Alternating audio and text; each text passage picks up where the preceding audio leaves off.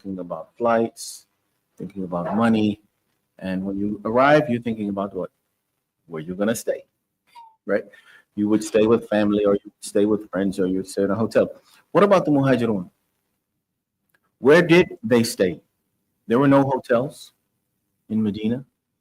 SubhanAllah, when we ask ourselves these questions, we begin to really see what was the sacrifice of an Ansar. We talked about it last week with the Bay'ah, with the Bay'at al-Aqaba al-Thani, that these people agreed to sacrifice whatever, that they would obey Rasulullah sallallahu alaihi wasallam in the big things and in the small things. They asked, they said, Ya Rasulullah sallallahu alaihi wasallam, say what you want. Say what you want. They were ready to accept whatever the terms. And among the terms is that they were the sacrificers. They accommodated this religion. They accommodated the Rasulullah sallallahu alaihi wasallam, and they accommodated all of the Muhajirun. They accommodated the Muslims.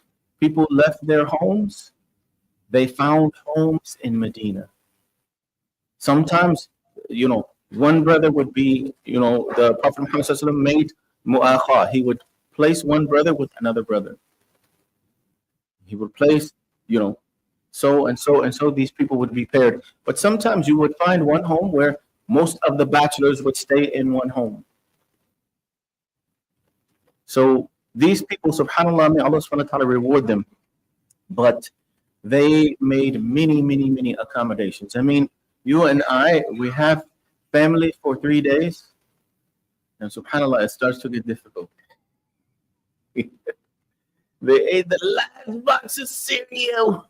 SubhanAllah, I don't even eat cereal anymore, mashallah, alhamdulillah. But, there's no more rice. SubhanAllah. But subhanAllah, these people were accommodating not for 3 days. They were accommodating the Muslims for however long. This is my brother. This is my brother in my home. So, subhanAllah. Now, we talked about the 2 hijrahs, right? A few weeks ago, we talked about the hijrah to Abyssinia. What is the main difference? The main difference between this hijrah and the hijrah to Abyssinia, the people who migrated to Ethiopia or who migrated to Habasha, they were always sort of in the space of asylum seekers. So they were never fully incorporated into that society or into that culture. They maintained their Islamic culture in a Christian land, right? Under the protection of the king, alhamdulillah. But they maintained their own sort of culture. They maintained their practices, and so they were never fully incorporated. The hijrah to Medina was specifically to establish an ummah, to establish Islam as a government, to establish an Islamic society. So this was not asylum seeking. This was, now we have had the tarbiyah, we have had the training, we understand our iman has increased, we understand who is Allah subhanahu wa ta'ala and who we are in relation to him. We understand all of these things. What is Allah's place? What is our place? Who is the angels? Who is the prophets? Who is this? And they understand. They have the tarbiyah. Now, how do we establish a system, not just for me in my home, how I pray, but an entire system, to the point that now we have today, there is an Islamic way to brush your teeth. There is an Islamic way to clean yourself.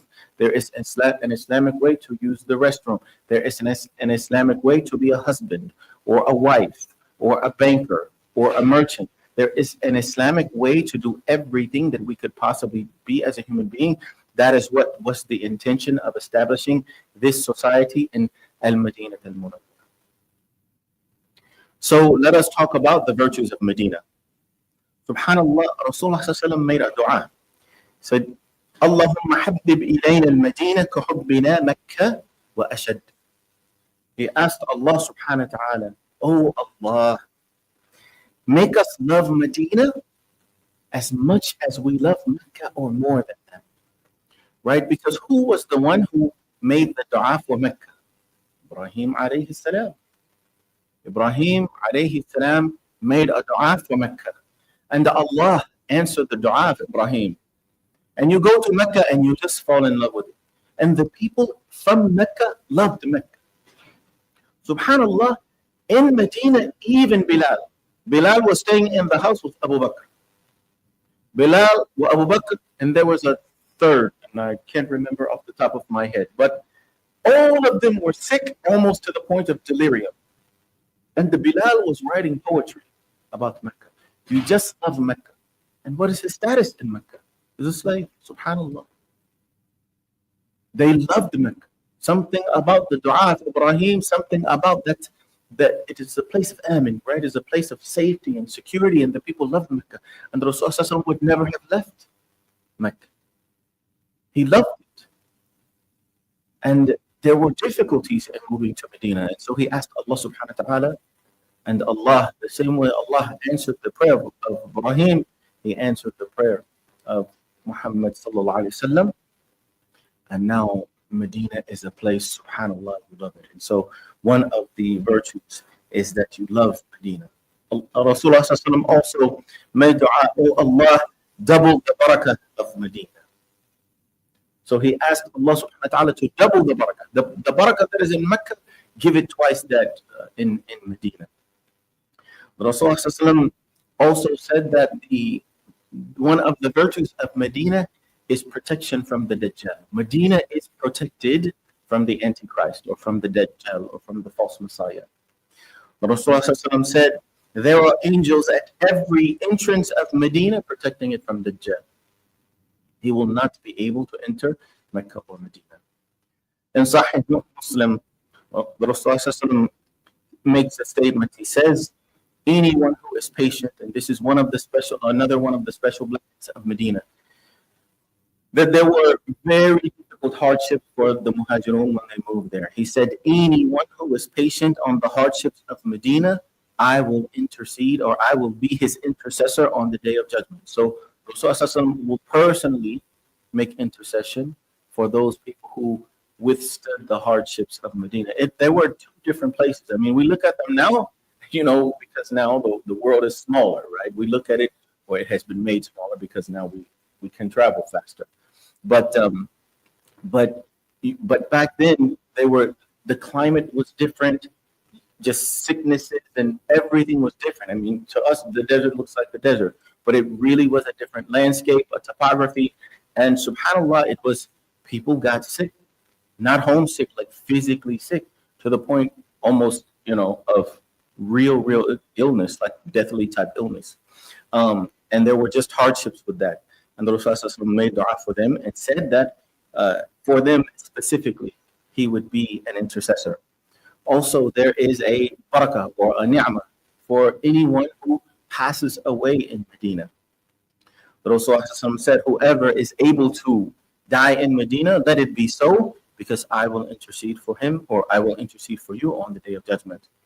And Umar ibn Khattab made this dua. Umar made the dua, oh Allah, allow me to be a shaheed and in Medina. His daughter was like, Ya Abi, what are you talking about? How you make this dua?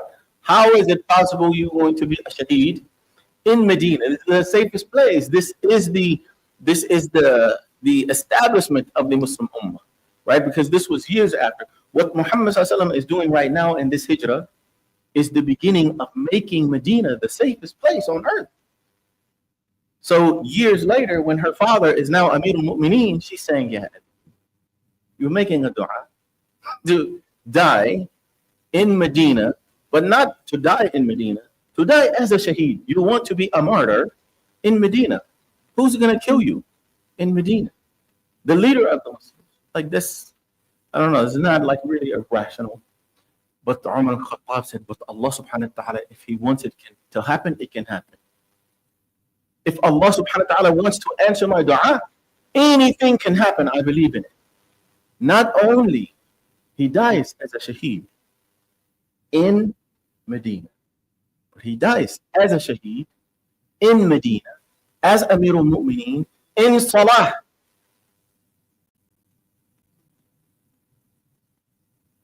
In Salah.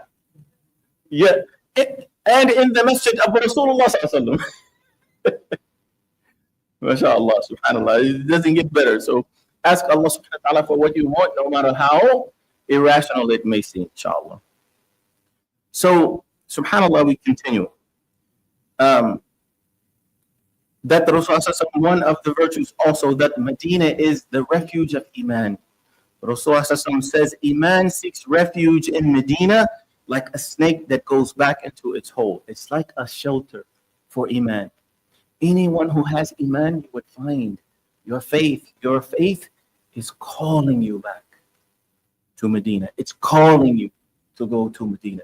It's like that animal who left its home, and is going back for shelter, subhanAllah. And this is in Bukhari. And the Rasulullah said, he made a statement, in the name of the one whom my soul is in his hands. Nobody leaves Medina because he doesn't want it anymore, except that Allah replaces him with someone better than him. Medina cleanses itself from the people who are impure. It cleanses itself.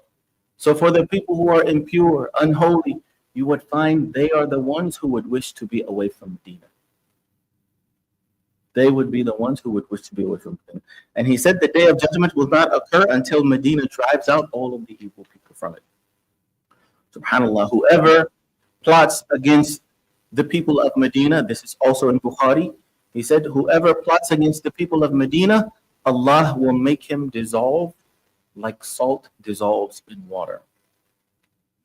And SubhanAllah, the Rasulullah, Medina is a sacred place. He did not allow the cutting down of trees. He did not allow hunting. He did not allow the carrying of weapons, etc. So now, let us go back to where we are in the story, or in the seerah of the life of Muhammad. The Quraysh are now plotting, right? This is after the boycott. We finished that a couple of weeks ago.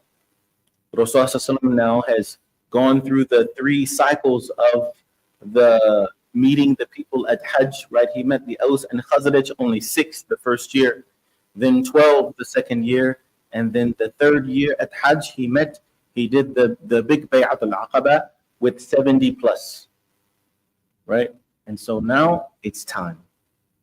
And all of the Quraysh knew he was planning and plotting, and they were also trying to plan, because they didn't really want him to get away. I mean, if you think about it, what they were saying before is that just go anywhere, don't bother us. But now they didn't want him to go, because there were 3 plots that were mentioned. One is, why don't we just throw him in jail? And the response is, no way. Because he has followers, they're only going to break him out. Like, they'll break him out, and then we're right back to square one. So that would be basically a useless effort. So the second one was, then we exile him. Exile him. Just get him away. He doesn't come, he can't come back to Mecca. The response, no way. Because he would go away from us, continuing to preach his message, and he would gain followers from the outside, and then would return to us. SubhanAllah, there, this foreshadowing. So we don't want to exile him because this might happen. And because of that, we actually don't even want him to voluntarily exile himself, because that might happen. And in fact, it did. So then the third suggestion, obviously coming from Abu Jahl, who else would it be coming from? Listen, we have to kill him. We have to kill him. It's done. There's no other option. We have to kill him. And this is how we're going to do it. Now, we've talked weeks and now months. And so we understand the tribal dynamics of the Quraysh and of the people of Mecca. You kill a man, your son's dead. I mean, it's no tribe. It doesn't matter who you're talking about. It doesn't matter whether you're talking about Muhammad ﷺ or you're talking about any member of any tribe. Even when Abu Bakr was beat to a pulp in the beginning, his tribe said, listen, Banu Taym, listen, if our guy dies, your guy's dead. Like he's toast. We got him. So no, this is the understanding of the culture. You can't kill my man. You can't kill somebody from my tribe, and that's going to be it. And so this was one of the things keeping the Quraysh at bay. But Abu Jahl said, "Listen, this is what we're going to do. We're going to get a prominent figure from every tribe. You get a prominent figure from every tribe, and all at once they would take their spears and stab him. There's no way to say which blow was the blow that killed him. Banu Hashim is not going to, there's no way. They can't wage war on every single tribe. There's no way they can do that. It would force them to ask for the blood money, and we're happy to pay that. We're happy to pay the blood money. Abu Jahl is happy. Listen, I will pay you double the blood money. I just need to get rid of this man. Right? So subhanAllah, this is what we're dealing with. So they all agreed, okay, this seems like the most likely resolution. So they planned. But Allah subhanahu wa ta'ala also planned. And Allah is the best of planners. Subhanallah, Aisha is the one who mentions one day. She was actually a little girl. This was before the Hijrah. She mentions one day, it was mid-noon, and we saw a masked man coming toward our house. So this is someone in a mask. Face is covered. Probably the wind is blowing this and that. This was unusual. This is the time of day. No one is out.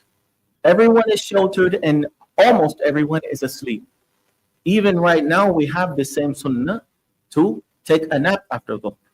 But at that time, you have to because the sun is telling you. You can take a nap or you can catch this slap from the heat wave because you're in the desert. So the sun is forcing people to be inside. So it's unusual that you would find somebody and there's one lone soul coming out, walking toward the house of Abu Bakr in a mask. Aisha tells the story. We saw a masked man approaching us.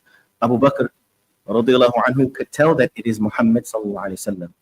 He said he wouldn't be coming to us unless this is important, not at this time of day.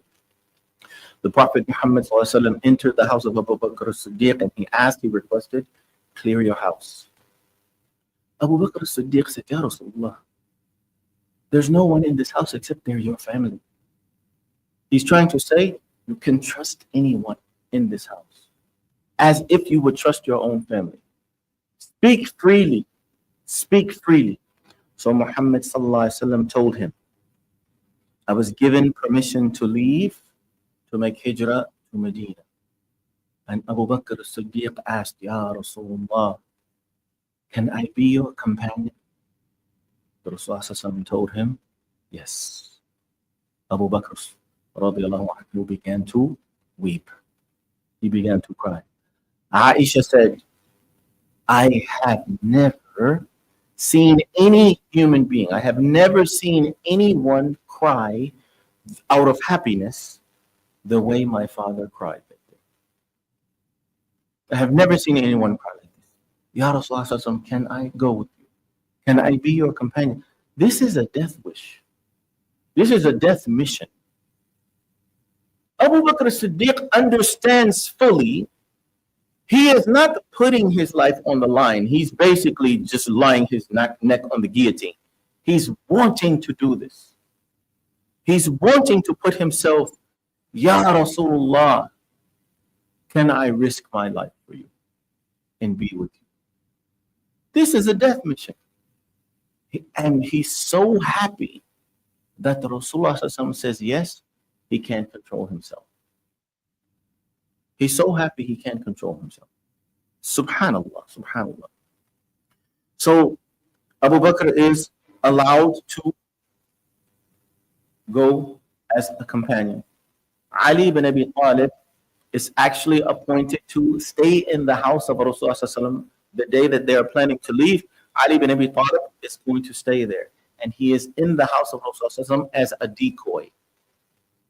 He's in the house of Rasulullah as a decoy because the people are planning to stand outside and they can see that there's movement in the house. They're assuming that it's Muhammad sallallahu alaihi wasallam, but it's Ali. And eventually, when they left, Abu Bakr and Rasulullah sallallahu alaihi wasallam, Rasulullah sallallahu alaihi wasallam, he turned toward Mecca. He says, Wallahi, he talking to Mecca, Wallahi, you are the most beloved land of Allah to Allah. And if I hadn't been forced away, I would never have left. I wouldn't leave it. So I wouldn't have gone away other than I had been forced away. So he loved Mecca. So the journey started. And Abu Bakr would walk sometimes in front of the Prophet Muhammad ﷺ, and then sometimes behind. And the Prophet ﷺ, he began to notice, like, he keeps doing this. So he asked, yeah, Abu Bakr, why are you? Sometimes you're walking ahead of me, and sometimes he said, Ya Rasulullah, because sometimes I think in my mind, what if we get ambushed? So I want to be in front of you if we get ambushed. And then I think, oh, what if we get pursued? So then I want to be behind you if we get pursued from the back. And Muhammad said, Ya Abu Bakr, would you wish that if one of us were to get harmed, would you wish for you to be harmed or for me to be harmed? He said, Ya Rasulullah, for me. I would wish for me to be harmed. SubhanAllah. If one of us has to be harmed, then obviously I want that to be me. So when they reached the cave, right, the famous cave, Abu Bakr actually went inside the cave first. So he's going inside the cave. He wants to check for snakes or scorpions or anyone, like, because there's a bounty. There is a bounty on the heads of Abu Bakr as-Siddiq and Muhammad sallallahu alaihi wasallam. So he's just making sure that the cave is safe. He goes in, he checks for the dangers. There are no dangers. So Ya Rasulullah, come in. So he invites the Rasulullah in, and then they're in the cave. They get situated in the cave, and there is hot pursuit out for them. Hot pursuit. The Quraysh are looking for them. Looking. They will leave no stone unturned. If there is a place to check, they're checking it. So they get to the cave. And Abu Bakr as-Siddiq, his heart is pounding. Boom, boom. His heart is pounding. He said, I have never been afraid like I was that day. He said, Ya Rasulullah, while they're standing at the mouth of the cave, he said, Ya Rasulullah sallallahu alaihi wasallam, if this one would just look down, if one of them would just look down, he would see us. We are literally right by his feet. If he just looked down, he would see us. And Muhammad sallallahu alaihi wasallam said, Ya Abu Bakr, what do you think of two people and Allah is their third? What do you think about two people, no matter what is their situation? What do you think about two individuals when Allah subhanahu wa ta'ala is with them? There's no need to be afraid. Allah subhanahu wa ta'ala will take care of it. And how did Allah subhanahu wa ta'ala spare these people? What was the soldier of Allah subhanahu wa ta'ala on this day? A spider. A spider. A soldier of Allah, thwarting away the army of the Quraysh. Right? The bounty hunters of the Quraysh are thwarted away by a spider. They get to the mouth of the cave and they see a spider's web. And the spider's web is formed in a type of a way, maybe even one of those perfect spider webs.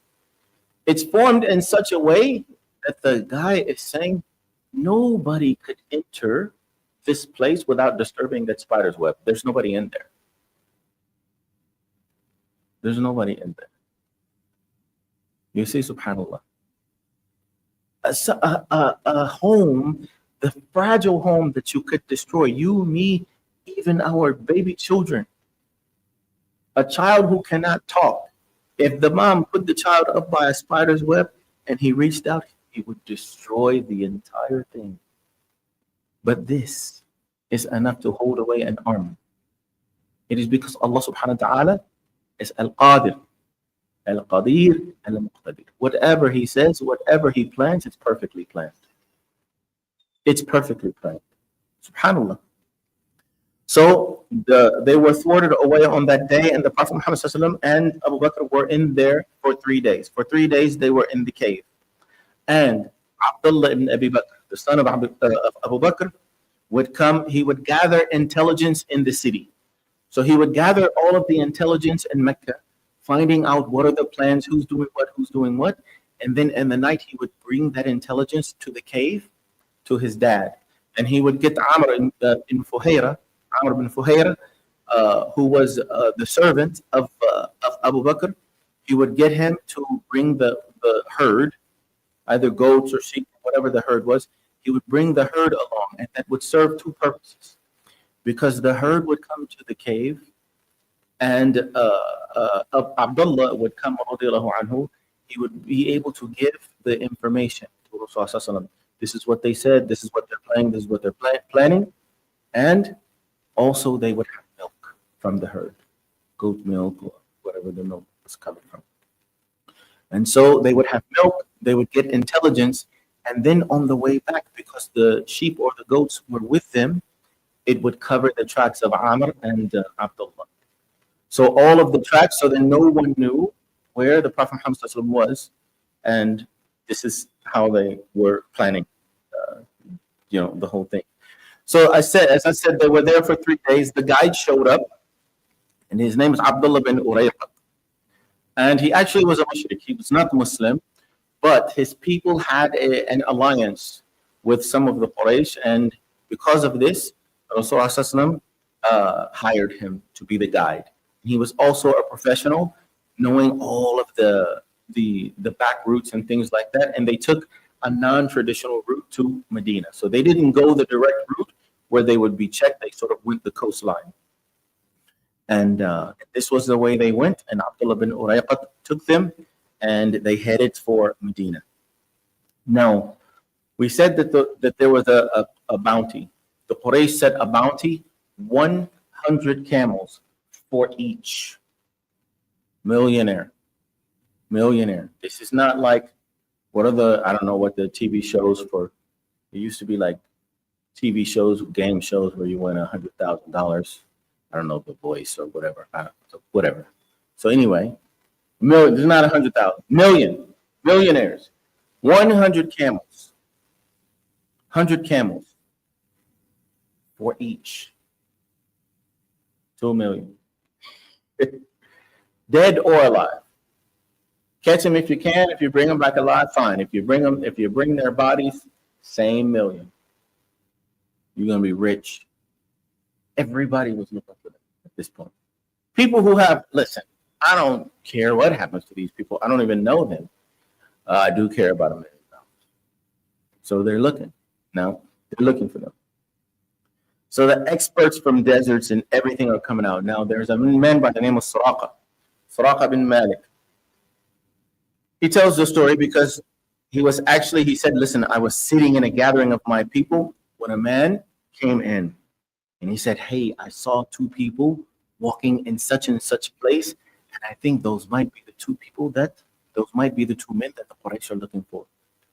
Suraqa said, no, that's not them. That's not them. They just left here. But Suraqa was lying, because what the guy said, when he said who they were, when he said where he saw them, Suraqa thought, that is probably very highly likely it is them. And he wanted the bounty for himself. And he was one of the best riders. He was one of the best people to find. He was a professional. SubhanAllah. So he told the guy, no, they just left here. That's not them. And he waited for a while. He waited because he didn't want to seem obvious. So he stayed there. He was having the same conversations with the same people. He did whatever. Then he secretly went to his servant and he said, listen, I need you to prepare my horse and hide it behind this mountain over here. So the servant did that, prepared the horse, and Suraqa is staying and, does some things for a while. And as he walks out, he takes his spear, but he's dragging the spear. He doesn't want anybody to see anything. So he finally makes his way to his horse. He gets on the horse and he's hightailing it in the same direction that the man said he saw 2 people. He saw 2 men that might be the 2 people that Quraysh are looking for. So he approaches. Suraqa gets there, probably in good timing. He approaches, and Abu Bakr is looking back. And Abu Bakr says to the Rasul that they're being pursued. Abu Bakr looks back. The Rasulullah did not look back. He did not look back. Rather, he started to make dua. Rasulullah is making dua moving forward. And Abu Bakr is looking back, not worried about for himself, right? Because actually in the cave, the Prophet Muhammad made dua for Abu Bakr. And because the Prophet Muhammad made dua for him, the possibility of fear no longer is a part of him, right? Abu Bakr said, after the cave, I have never felt fear ever. I have never been afraid of anything after the cave. So Abu Bakr is not afraid like for himself or anything. Abu Bakr is looking back because he's concerned for Rasulullah sallallahu. Abu Bakr would throw himself towards Suraqa to save Muhammad sallallahu. So he's concerned for the Prophet Muhammad sallallahu, and and Suraqa is on the way. So he's telling the Prophet Muhammad sallallahu that we're being pursued. Somebody is coming. They're hightailing it. And the Prophet Muhammad sallallahu never turns around. He just asks Allah. He begins to pray. He's praying to Allah. So the Rasulullah is praying to Allah, and the horse of Suraqa begins to sink in the sand, and he's thrown from the horse. Now Suraqa is like this, bro. I'm a bona fide professional. I'm a pro. I'm not falling off a horse. I haven't fallen off a horse since I was 2. I'm not falling off a horse. Something is weird. Something's not right. So he decides, you know what? I'm gonna cast lots, right? And that for them is the same thing as like a throwing dice or playing the lottery. So I need double sevens or whatever, right? So he's gonna cast lots to decide should he pursue them again, because this is super weird. I don't know what just happened with my horse, and I don't fall off horses. I don't fall off horses. So he cast lots, and the lot said, so he cast lots to see, should I pursue them or should I stop and turn around? And casting the lots told him, no, don't pursue them. You should turn around.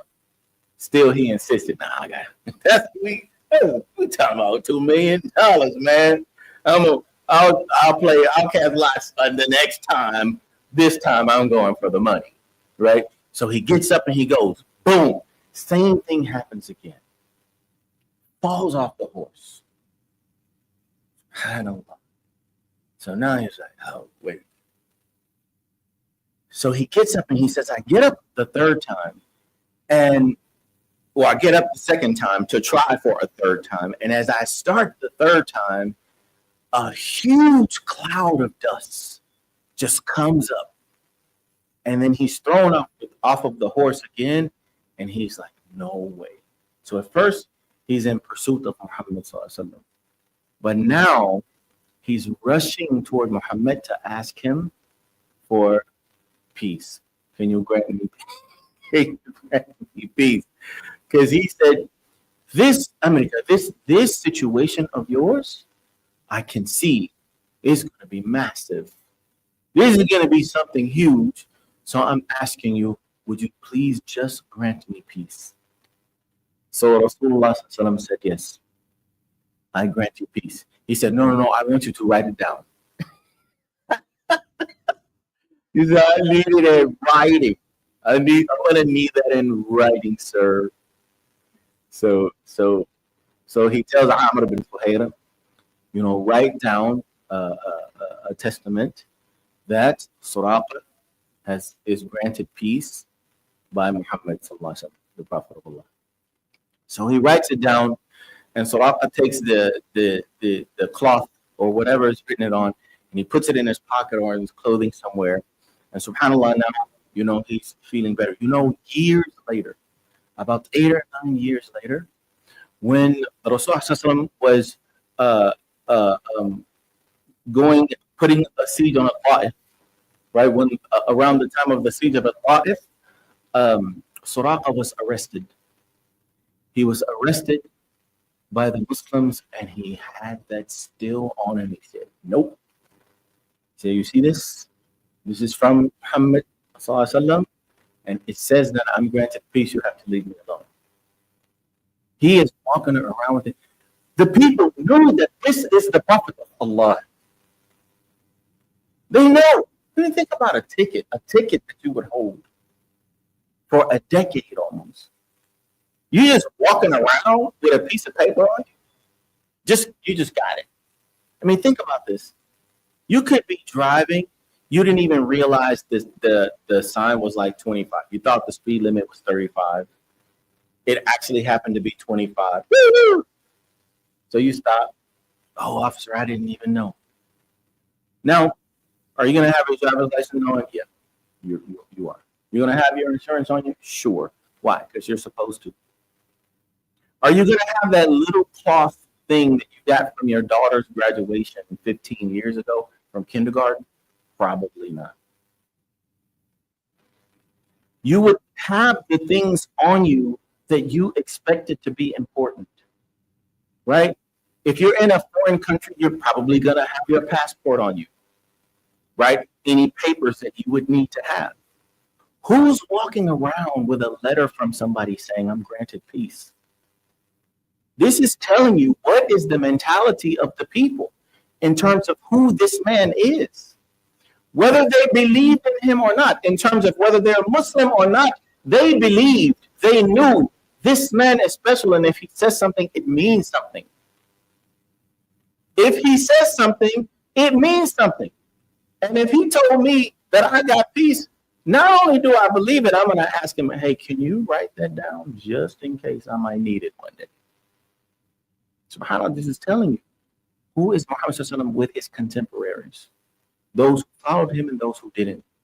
SubhanAllah. So we'll continue. Also, as Suraqa is getting ready to leave off. Now, Suraqa has agreed also with Muhammad sallallahu alaihi wasallam that he would throw people off the scent.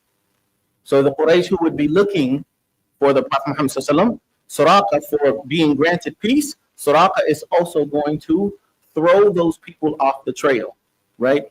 But as Suraqa is getting ready to leave, the Prophet Muhammad sallallahu alaihi wasallam tells him, Ya Suraqa, I wonder how it would be the day you would wear the bracelets of Kisra. We're talking about men in the desert. We're talking about men in the desert, and we're talking about a prophet or a man in the eyes of Suraqa. We're talking about a man who's on the run. There is a warrant for his arrest and a bounty on his head, telling Suraqa that he would wear the bracelets of the most powerful human being on earth. The Persian Empire, the Kisra, the leader of the Persian Empire. Come on. I'm going to be wearing the bracelets of the king of Persia? And it happened. Years later, Umar ibn Khattab got the booty from the war of the Persian Empire. And in that booty was just treasures. It was rich. It was the richest nation between Persia and Rome. They were the two richest nations on earth. And it was, at one point it would be Persia at the top. At one point it would be Rome at the top. But subhanAllah, Umar received the bounty. And there was the bracelets of Kisra. And Suraqa said, no, Muhammad said that those belong to me. And Umar had them delivered to his house. He had bling. He was blinged out with the Persian Empire, right? SubhanAllah. So he went back. Suraqa went back, and he was telling the people, "Hey, don't pursue him. I'm the best. I couldn't find him. Leave him alone. There's no use. Just do something else. There's no use to find him. You're never gonna find him." So SubhanAllah,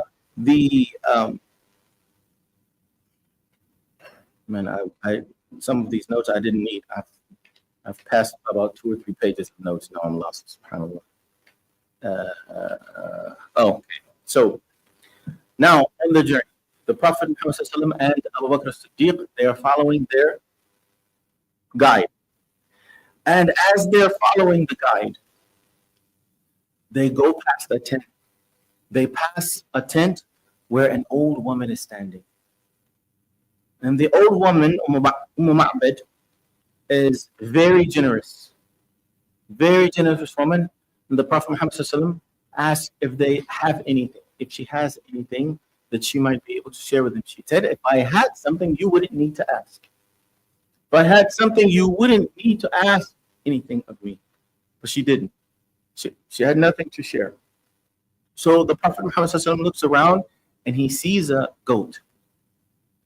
And he sees this, it's a little weakling type of a goat. And subhanAllah, he looks and he asks her about things.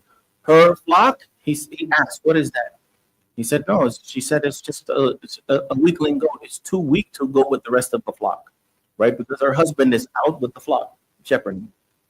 And it's too weak. He said, so can you milk it? She said, no, it's too weak for that. It doesn't have anything. So he asked, would it be okay if I milked the goat? She said, go ahead. So the Prophet Muhammad SAW goes over and he asked for a big container, like not a little, he asked for a big container. So she brings him a big container or directs him to a big container and he gets it. He's milking the goat and it's just milk is coming out everywhere. And with the thick foam rising to the top. And it's just milk and just milk everywhere. SubhanAllah. So the Prophet Muhammad SAW gives her to drink first. And then Amr bin Fuhayra, and then Abdullah, then Abu Bakr, then the Prophet Muhammad SAW. And the Prophet said that the servant of the people drinks last. That he, Rasulullah SAW, is the servant of the people. You want to talk servant leadership that they're talking in the corporate? You want to know servant leadership? You look at our beloved Prophet Muhammad sallallahu alaihi wasallam. That is servant leadership. So he drank last, and they drank from it. So when they left, he still left a lot of milk in the container. So the husband comes back and he said, "What is this? Where did all this come from?" And so she explained. She said, a blessed man came. And he did this and this and this. And she said, and he said, oh, wow. He said, well, who was it? Describe him to me. And what Ma'bad said about Rasulullah is one of the best descriptions that anyone has ever given. It's a very detailed description, one of the best descriptions. Even the shuyukh, sort of nominated as one of the best descriptions ever given about Muhammad even to this day. And I'm going to read the translation of it. She said, when her husband asked her, she said, I saw him to be a man of evident splendor, fine in figure, his face handsome, slim in form, his head not too small, elegant and good looking, his eyes large and black, his eyelids long, his voice deep, very intelligent, his eyebrows, his brows high and arched. His hair was in plaits or braids. His neck long and his beard thick. He gave an impression of dignity when silent and of high intelligence when he talked. His words were impressive and he was decisive, not trivial, not trite. His ideas were like pearls moving in their stream. He seemed the splendid, fine-looking man from a distance, and the very best of all from close up. So she said from a distance, he seemed to be a splendid-looking guy. But up close, the very best you have ever seen. He was medium in height. The eye doesn't find him too tall or too short. A tree branch, as it were, between the two others with him. But he was the finest looking of the three, the best proportioned. He was, subhanAllah, he was the center. He was the center of his companions' attention. When he spoke, they listened well, and if he ordered, they hurried to obey. A man well helped, well served, never sullen, never refuted. So the husband listened and said, this man must be Muhammad, the one whom the Quraysh are looking for, sallallahu alaihi wasallam. He said, if I meet him, then I will pledge allegiance to him and I would become Muslim. And by the way, Muhammad, also she did take her shahada. She did embrace Islam with the Prophet Muhammad sallallahu alaihi wasallam. Now, to cover some of the lessons of Hijrah, when we talk about the concept of Hijrah, there are two types of Hijrah. There is a spiritual Hijrah. There is a Hijrah that is primarily spiritual. And then there is a Hijrah that is physical and spiritual, right? Or some would say there's a Hijrah that is figurative and a Hijrah that is literal. So the Hijrah is the first type, is to migrate away from what Allah dislikes. So the spiritual Hijrah, or the Hijrah that is primarily spiritual, is to migrate away from or to depart away from that which Allah subhanahu wa ta'ala does not like. Essentially, it is an immigration away from sin into obedience, right? So Hijrah means to migrate or to move away, right? So it is migrating from a sinful life to an obedient life. This is the first type of Hijrah. And Allah subhanahu wa ta'ala even says in Quran, وَالرُّجْزَ فَهْجُرْ, right? In Surah Al-Muddathir, stay away from the impurities. Literally, make Hijrah away from the impurities, from the impure lifestyle. So this type of Hijrah, right, to migrate away from sin to obedience, or to migrate away from the impurities, this is mandatory. This type of Hijrah is mandatory on every Muslim. It is compulsory for me and you and everyone who claims to believe in Allah subhanahu wa ta'ala and Rasulullah sallallahu alaihi wasallam, to migrate away from that which Allah subhanahu wa ta'ala does not like. And then there is a literal Hijrah, which means to move away from one land to the other land. And for the Muslim, this also should be a spiritual act. So physically, it is moving from one to another. But in the case of the Muhajirun, it wasn't just moving from a place to another, but rather it is moving from a land that is displeasing Allah and moving to the land of Allah. I'm going to move to a place that would allow me to worship Allah subhanahu wa ta'ala better. I'm going to move away from this place for the sake of Allah, fi sabilillah. So this is physical. So the concept of Hijrah, that's one lesson. A second lesson is to know that extensive planning is a part of Islam. Islam is not something haphazard. Sometimes you might have to do something that is spontaneous, but Islam requires planning. If we look at all of the things, the Prophet Muhammad ﷺ is coming in the desert in the mid-noon sun with a mask on his face, or with his face covered, in order to begin to make a plan. And you know, when he was in that house of Abu Bakr as-Siddiq and he told him that I have been given permission to make Hijrah, you know what Abu Bakr told him? He said, Ya Rasulullah, I have 2 camels ready. Abu Bakr as-Siddiq had been planning just in case something like that is coming. We should be prepared, and we should be prepared with a plan. With a plan. No matter what it is, if school is what you're doing, or if it's a job that you're looking for, or if it's marriage that you're looking for, or if you're trying to go back home to the Middle East, or if you're trying to help with some of the political challenges that might be going on, everything. This is not haphazard. We don't go outside and hold our hands up to Allah, say, Ya Allah, and we didn't do anything. Allah subhanahu wa ta'ala is not even going to give you a miracle unless you do something. Musa alayhi salam, Allah subhanahu wa ta'ala split the Red Sea for Musa alayhi salam, but not before he told him, put your stick down, hit your stick on the water. Now, if you and me go hit the stick, me and you can go hit the water. Not even the Red Sea, Lake Washington. Let's how about you hit it with your stick and I'm gonna hit it with mine. Let's see what would happen. What is the stick going to do? But Allah subhanahu wa ta'ala is going to do it. But Allah is not telling you, is not requiring you just to go out and say, Ya Rab, Ya Rab, Ya Rab, nothing else. You have to go, you have to tawakkul in Allah subhanahu wa ta'ala, believe in Allah subhanahu wa ta'ala, and you make a plan, you strategize around the plan, and you stick to the plan, and you make an effort, and then understand that the result is not in your hands. The result is in the hands of Allah subhanahu wa ta'ala. But this ummah, this religion, this deen, it requires a level of planning, sometimes even secrecy.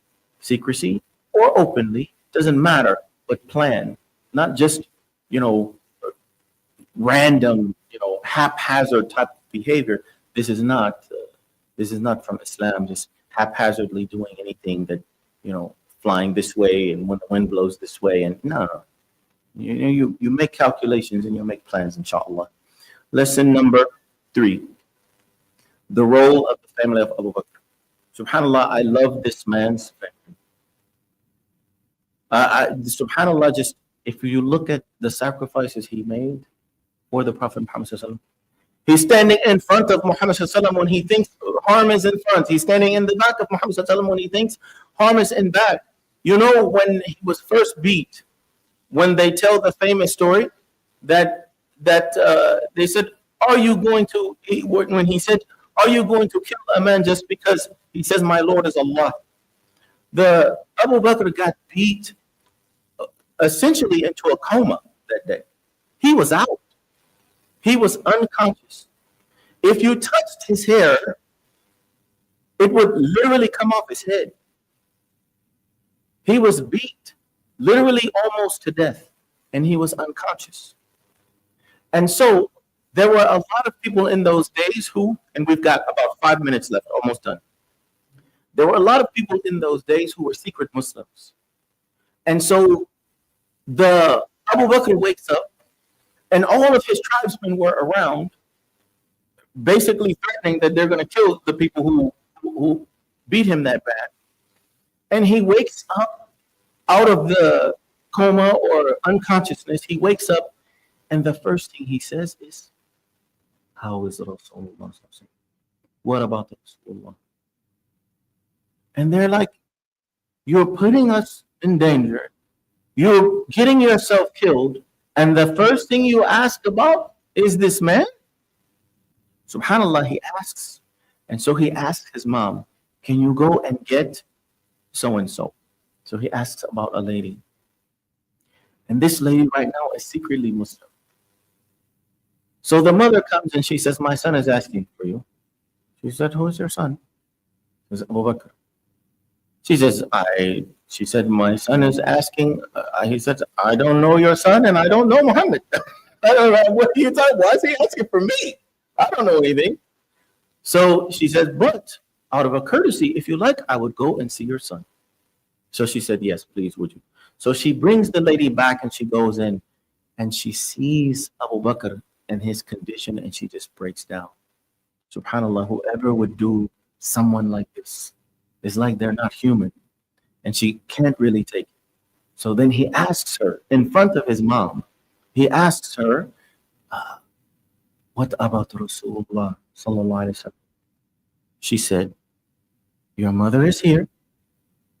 He said, "What about Rasulullah?" She said, "Your mom is right here. Like, I'm a secret Muslim. I don't know." He said, "Speak." The family of Abu Bakr as-Siddiq, subhanAllah. Every time I read the story, it just gives me chills. SubhanAllah, I think we don't have these families like this. If it happens in this house, it would not leave from. Not from my son, not from my daughter, not from my wife, not from my mother.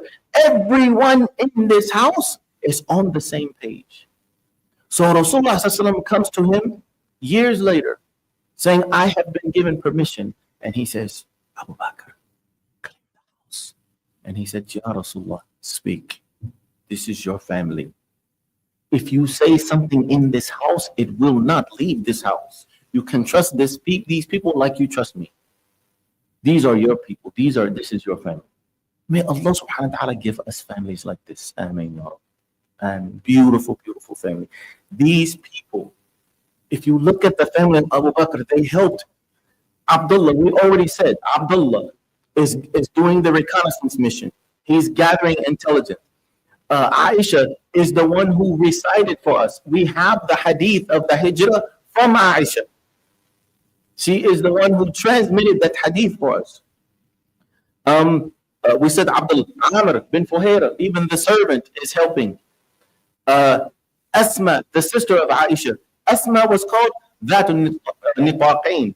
She's called the woman of the two belts, or the possessor of the two belts, because she would come out bringing them food in this time.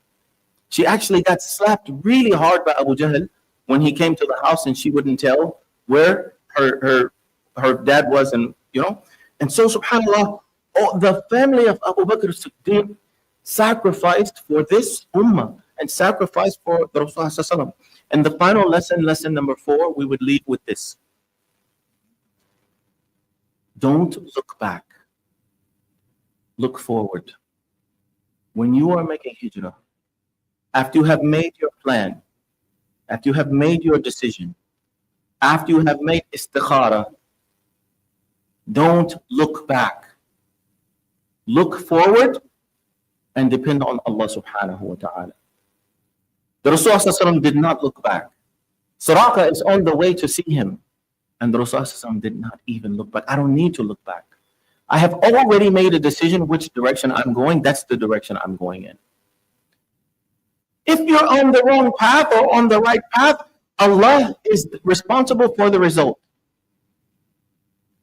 If you go down the wrong street, Allah would put a spider web that would save you. If you would make a mistake and slip, Allah subhanahu wa ta'ala would allow you to slip in a hole right when the police were going past you, the IDF was passing you. And you would come out of the hole, you think like, man, I'm muddy. You don't even realize they already passed and gone. Don't look back. Make a decision. Make istikhara. Believe in Allah. You start moving.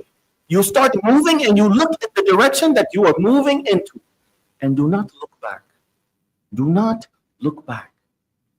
Believe in Allah subhanahu wa ta'ala and trust that He is Al-Qadir, that He is Al-Hakim, that He is Al-Rahman, that He is Al-Hadi. Trust Allah subhanahu wa ta'ala and do not look back. And the Rasulullah did not look back from Hijrah. Next week we would start with his arrival in Medina al-Munawwara. Subhanak Allahumma wa bihamdik, ashhadu an la ilaha illa ant, astaghfiruka wa atubu ilayk. La ilaha illallah.